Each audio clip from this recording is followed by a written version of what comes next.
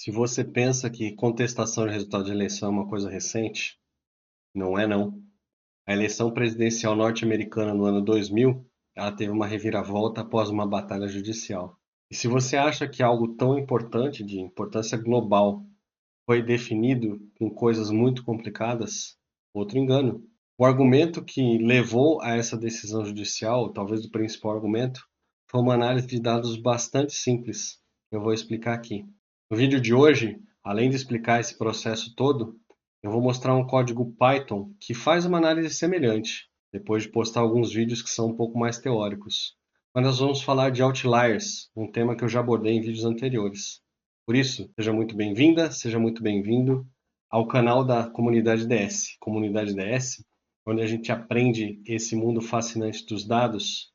E aqui no nosso canal do YouTube, a gente tem postado dicas de estatística, de machine learning, de Python, de Power BI, de Excel. Eu quero te convidar, se você ainda não está inscrito, a se inscrever no canal, ativar o sininho para ser notificado quando a gente postar uma dica nova aqui, e vou te convidar a vir comigo para explicar esse processo aqui da eleição. O ano de 2000 era o último ano do mandato do então presidente Bill Clinton. Então havia eleição no final do ano, em novembro, para decidir quem iria sucedê-lo. Então eu vou mostrar fotos aqui de candidatos, você vê que todos são patriotas, com fotos com a bandeira por trás, né? E aí você tinha os dois principais candidatos, eram os candidatos dos principais partidos, partidos que dominam a política americana desde sempre. Então aqui a gente tem o senhor George W. Bush, candidato do Partido Republicano, e aqui a gente tem o senhor Al Gore, candidato do Partido Democrata. E eu já vou falar mais dos outros dois. Eles representam os partidos que tinham as grandes chances as maiores chances de vencer a eleição. Nessa mesma eleição, haviam partidos menores, aquilo que aqui no Brasil a gente chamaria de partidos nanicos, e um dos candidatos de partidos nanicos era esse terceiro cidadão. Eu acabei não conseguindo uma foto melhor dele, mas esse aqui é o Sr. Pat Buchanan. Então ele representava um dos partidos independentes, né, mas tinha realmente muito pouca chance de vencer a eleição. E aí, é importante ressaltar algumas diferenças que a gente tem no processo eleitoral lá do nosso aqui no Brasil. Lá nos Estados Unidos, eles ainda usam cédulas de papel. E não, eu não vou entrar nessa polêmica se é melhor a urna eletrônica ou voto de papel, mas é importante que você saiba, talvez você seja mais novo e não sabe que quando a gente usava cédulas de papel no Brasil, as nossas cédulas eram padronizadas. Um candidato podia chegar e dizer, olha, você tem que marcar o terceiro quadradinho ali que você vota em mim. Então aqui no Brasil havia essa padronização das cédulas. Lá nos Estados Unidos, não. Por quê? Porque junto com a eleição principal,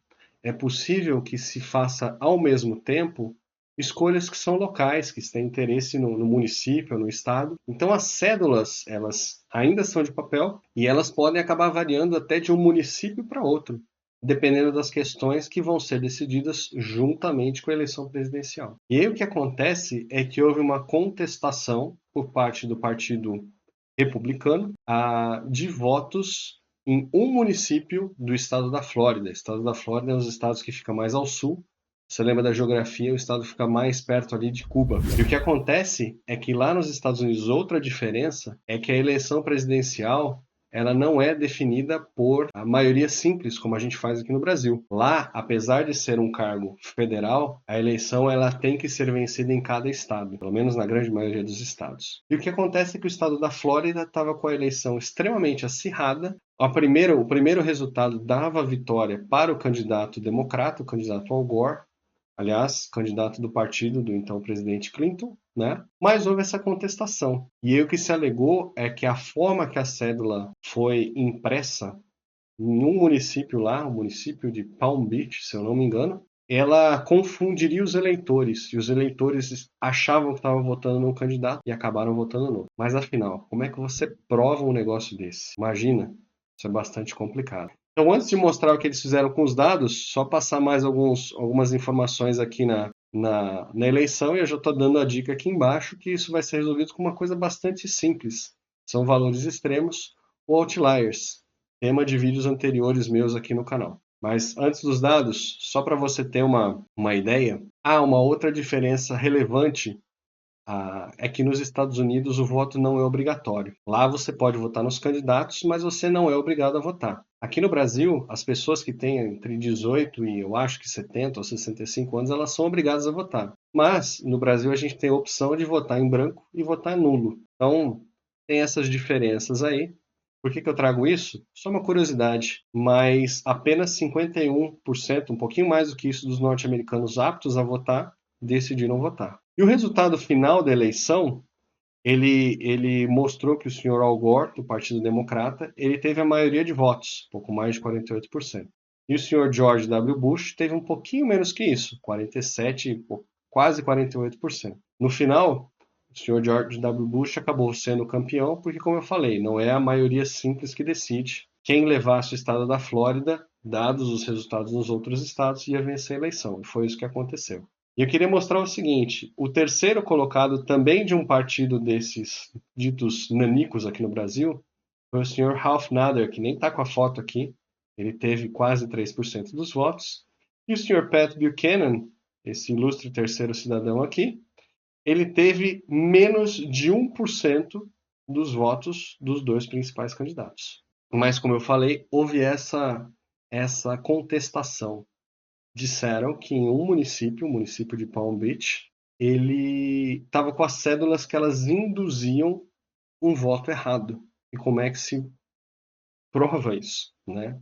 Na verdade, a saída foi uma coisa tão brilhante quanto simples. O que eles fizeram? Eles partiram de um pressuposto, tá? E esse pressuposto traz uma coisa extremamente importante em data science, que é correlação, ou relação conjunta, a grosso modo. Eles pressuporam. Ou pressupuseram? Pressuporam. Vamos assumir que é isso, vai? Isso aqui não é aula de português. Mas eles partiram do pressuposto de que quem votou no partido deste candidato, na eleição anterior, você teria uma boa relação para medir quem votaria no mesmo partido de novo. Então, na eleição de 1996, o candidato foi esse quarto cavaleiro aqui. Se a minha pronúncia estiver correta, é o Sr. Ross Perot. Ele já é falecido, enfim, mas o pressuposto era esse. Quem votou no partido, na época, nesse cidadão, em boa medida ele teria um padrão aqui para votar de novo no partido com esse novo candidato. Guardadas as devidas proporções, é como você assumir aqui no Brasil que quem votou, por exemplo, no PT, no Partido dos Trabalhadores, na última eleição, em grande probabilidade iria votar novamente no PT. Tá? Não vou entrar no mérito político disso, eu estou simplesmente explorando a lógica do raciocínio. E esse raciocínio faz muito sentido, se você considerar a nossa realidade brasileira aqui. A única diferença é que aqui no Brasil o PT não é um partido nanico, ele é um partido grande. Goste você ou não. Lá nos Estados Unidos, essa lógica, ela vale também, inclusive para partidos nanicos. Então a ideia foi genial, foi o seguinte: vamos pegar e colocar um gráfico de pontos, um scatter plot, um gráfico bem simples de fazer. No eixo horizontal, nós vamos colocar a quantidade de votos que esse partido nanico teve na eleição anterior. E no eixo vertical, nós vamos colocar a quantidade de votos que esse partido teve nas eleições, no caso de 2000.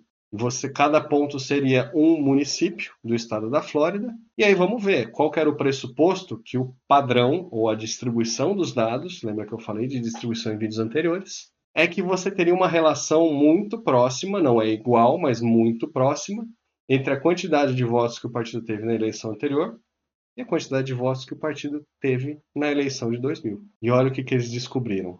Olha que legal esse gráfico, tá? Então, como eu falei, no eixo horizontal, a quantidade de votos que esse partido, que foi o quarto partido só, teve menos de 1% dos votos dos partidos principais, que esse partido teve nos vários municípios da Flórida. E no eixo vertical, a quantidade de votos que esse partido teve na eleição de 2000. Você vê que não é igual, porque aqui a escala ela vem até 40 mil votos, ou quase isso, nos municípios maiores, e aqui você tem uma quantidade menor, provavelmente porque você teve a entrada de novos partidos nanicos, e todo mundo que não ia votar nos partidos principais meio que pulverizou. Mas, olha aqui o padrão, você vê uma correlação, ou seja, a ideia de que existe um crescimento quanto mais votos na eleição de 96, mais votos para a eleição de 2000. Mas você tem este ponto aqui, ele é muito fora do padrão. Ou seja, este ponto é um outlier, um valor extremo. E com base nisso aqui, essa prova de dados, essa prova estatística, a justiça finalmente determinou, aceitou o pedido de fazer uma recontagem de votos. Essa recontagem levou várias semanas, se provou que as cédulas eram confusas e no final aquele município acabou tendo na recontagem mais votos para o senhor George W. Bush, que mesmo não tendo a maioria dos votos, ele conseguiu vencer no estado e, dados os outros estados, ele acabou eleito presidente dos Estados Unidos. Então, ok, a história foi meio longa, mas olha que legal você fazer um gráfico bastante simples. Com esse gráfico bastante simples, você percebe um ponto que é muito fora do padrão, e com isso você dá o argumento que a justiça precisava para decidir: vamos recontar os votos, e aí a história segue com o Sr. George W. Bush, presidente dos Estados Unidos. Então aqui, depois de, como eu falei, vídeos mais teóricos, aqui eu mostrei um caso bastante prático do que é um outlier. E aqui nós fizemos uma detecção visual. Então, outliers, como eu estava falando, né, o que eles são, já começamos a falar, é um ponto que está muito fora do padrão. Você tem um padrão, né?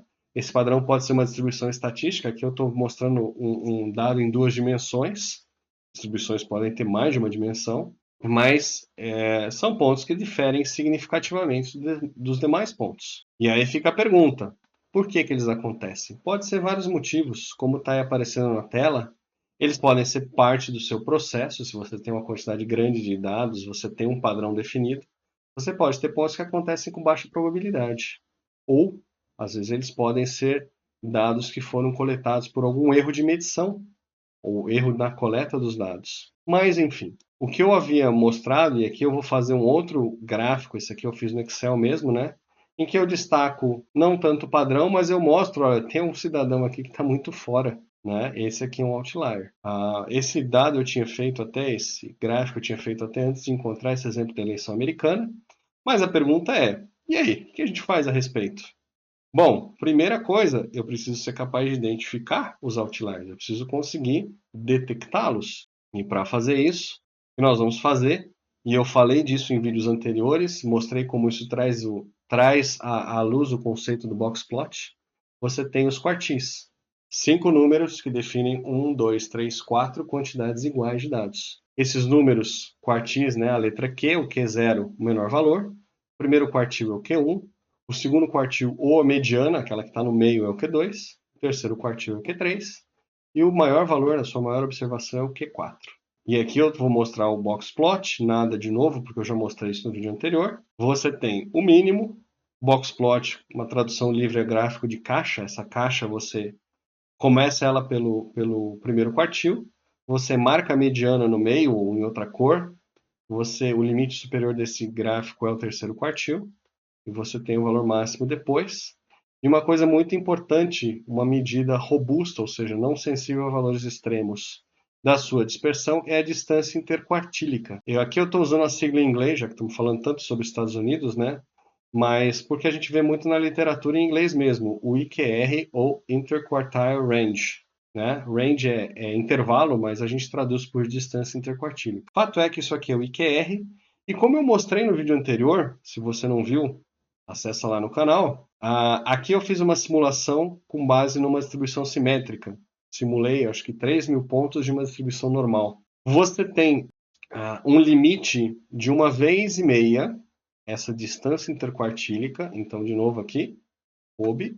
Distância interquartílica é a subtração do valor de terceiro quartil, subtrai o primeiro quartil, essa é a distância interquartílica. Então, é essa distância, a largura da sua caixa, na prática, quando você tem um box plot deitado assim. Essa é a distância interquartílica ou IQR. 1,5 vezes o IQR abaixo do Q1, você tem um limite aqui. Ou 1,5 vezes essa distância acima do Q3, você tem esse outro limite aqui. E tudo que tiver além dos limites é considerado outlier. Então, nesse caso aqui, eu até eu pedi para o software fazer, na verdade, né? Calcular aqui para mim. O valor mínimo, você vê na escala aqui, 2,74. O valor do primeiro quartil menos 1,5 vezes a distância interquartílica, ou seja, este limite, vale 3,65. O primeiro quartil, que é o limite inferior da minha caixa, ele vale 4,66. O segundo quartil, ou a mediana, ele vale 5. O terceiro quartil vale 5,34. O terceiro quartil mais uma vez e meia distância interquartílica chega aqui em 6,35. E o meu maior valor, o Q4, 7,30. Então isso aqui só contei a história das eleições, dei uma recordada. Agora está na hora da gente olhar e ver como é que faz isso no Python. Então eu vou tentar manter o código mais simples possível. Eu não vou escrever o código, eu já deixei ele pronto. O que eu vou fazer com você é que eu vou comentando. A primeira coisa que a gente tem que fazer para rodar um código desse é que você tem que importar as bibliotecas certas. Aqui eu vou fazer a importação de 4 delas: o NumPy, o Pandas, o Seaborn e o Matplotlib. Na verdade, só uma parte do Matplotlib, que é o PyPlot. E vou dizer, vou pedir para os gráficos do Matplotlib, vou dar esse comando aqui, que é para eles aparecerem aqui no meu notebook. E aqui eu tenho o código que chama os dados. Aliás, só de curioso, aqui eu estou usando os dados do 5º Hack Day. Hack Day é um evento que a gente tem na comunidade DS que é muito legal. É uma maratona de análise de dados. Eu tive a oportunidade de participar do último. Tirei segundo lugar, não fui campeão, mas aprendi muito com isso. Eu acho que vale muito a pena. Se você puder ter a chance de participar de um, entra na comunidade DS e você vai ter mais informações lá. Então eu vou usar os dados que a gente usou no Hackday, tá? Eu importo aqui pelo Pandas. E aqui essas duas linhas eu vou separar só as variáveis que são numéricas. Então vamos carregar aqui as bibliotecas. Carregou. Vamos carregar os meus dados. E eu já peço a informação dele justamente para ver que eu tenho só variáveis que são numéricas. Aqui eu não vou parar para explicar o que são essas variáveis, isso está lá na competição que a gente participou de maratona de dados, mas o fato é que eu só tenho dados numéricos. A base de dados dizia respeito à avaliação de uma loja de roupas, tá? Mas aí o que eu vou fazer é o seguinte, eu vou definir uma função que eu tenho escrita aqui, e aí fica tranquilo que depois eu deixo esse código aqui nos comentários do vídeo, né? No resumo do vídeo, para você poder olhar o código com calma, mesmo que você não tenha o dado, tá? Mas eu estou definindo uma função que eu vou chamar de resumo numérico. Lembra que no Python uma função ela começa com def, você dá um nome para a função, você especifica o que vai ser parâmetro de entrada, e tudo que tiver uma tabulação a mais aqui, ele está dentro da minha função, tá bom? Então, como eu falei, você não precisa entender no detalhe esse código, eu vou deixar ele aqui na descrição do vídeo, tá? Mas eu vou calcular a média e o desvio padrão, eu vou calcular aqui os meus quartis e a minha distância interquartílica, e eu vou também calcular o menor valor que não é outlier e o maior valor que não é outlier, ou seja, que estão dentro daquele limite lá, antes do boxplot colocar pontinhos. Esse aqui é um pouquinho mais complicado, por quê? Porque eu preciso saber se esse 1,5 distância interquartílica abaixo do Q1 ou acima do Q3, vocês não excedem a menor observação e a maior observação. Eu preciso fazer essa conta aqui, depois com o código você pode dar uma olhadinha lá. No final, depois de calcular tanta coisa, eu vou exibir o resultado. Como é que eu vou fazer isso? Vou mandar ele colocar nessas colunas, nessa ordem, e vou dizer quais são os títulos dessas colunas. E aí, para não ficar muito complicado, vamos já aplicar essa função. E olha só, ele vai trazer os dados aqui, vamos ver se eu consigo encaixar tudo numa tela só e consegui. Tá? Então, eu tenho a média, eu tenho o menor valor, o menor não outlier, primeiro quartil, segundo quartil, terceiro quartil, o maior não outlier, o valor máximo. Eu coloquei juntos aqui, lado a lado, o desvio padrão e a distância interquartílica.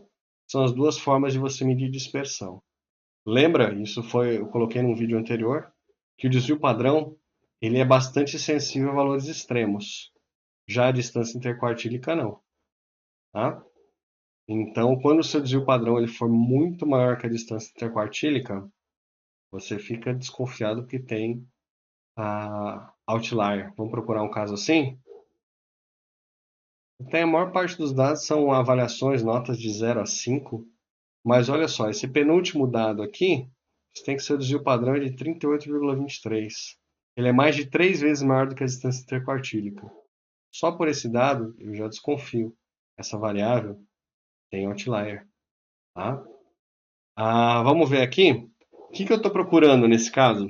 Estou procurando casos em que o meu menor não outlier ele seja diferente do meu mínimo, seja aqui, ou que o meu maior outlier seja diferente do meu máximo, e aqui ele é bem diferente. Então, esta variável carrier delay in minutes, eu vou fazer uma análise mais profunda dela. Qual mais? Vamos procurar uma variável aqui em que eu tenha o menor não outlier, ele é diferente do meu mínimo. E eu achei aqui. Aqui no Purchase Service, você tem que o menor não outlier ele é 1,5 e o meu mínimo é 0. Então, também vou levar essa variável aqui. E aí, vamos procurar uma variável em que eu tenho uma distribuição mais ou menos simétrica.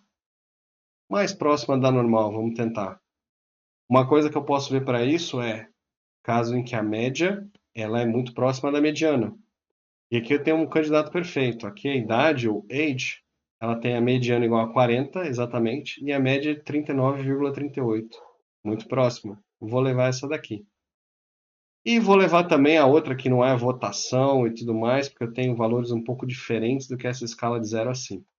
Então, vou levar essas 4 variáveis e nós vamos analisar graficamente os dados. Eu já calculei os valores, principalmente a distância interquartílica, para detectar esses outliers.